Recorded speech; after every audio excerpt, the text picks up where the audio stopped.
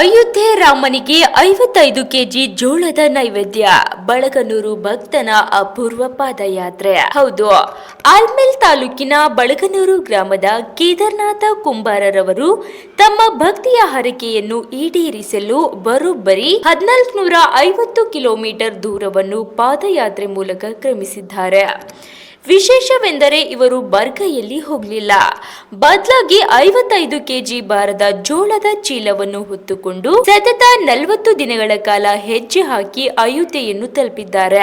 ಅಯೋಧ್ಯೆಯ ಮುಖ್ಯ ದ್ವಾರದ ಜಗದ್ಗುರು ರಮಾನಂದಾಚಾರ್ಯ ದ್ವಾರಕ್ಕೆ ಆಗಮಿಸಿದ ಕೇದಾರನಾಥರವರಿಗೆ ವಿಶ್ವ ಹಿಂದೂ ಪರಿಷತ್ತಿನ ಕೇಂದ್ರ ಕಾರ್ಯದರ್ಶಿಗಳಾದ ಗೋಪಾಲ ನಾಗರಕಟ್ಟಿಯವರವರು ಪುಷ್ಪಮಾಲೆ ಹಾಕಿ ಅದ್ದೂರಿಯಾಗಿ ಬರಮಾಡಿಕೊಂಡರು.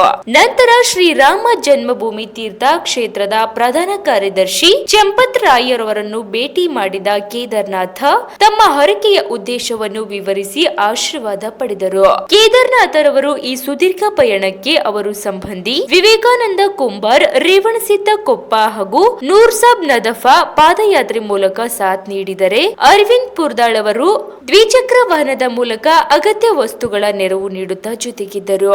ಒಬ್ಬ ಬಡ ಕೂಲಿ ಕಾರ್ಮಿಕನಾಗಿ ಭಕ್ತಿಯಲ್ಲಿ ಶ್ರೀಮಂತಿಕೆ ಮೆರೆದಿರುವ ಕೇದಾರನಾಥರವರು ಈ ಸಾಧನೆಗೆ ಈಗ ಬಳಗನೂರು ಗ್ರಾಮಸ್ಥರು ಹಾಗೂ ಸಮಸ್ತ ಭಕ್ತ ಸಮೂಹವೇ ಹೆಮ್ಮೆ ಪಡುತ್ತಿದೆ.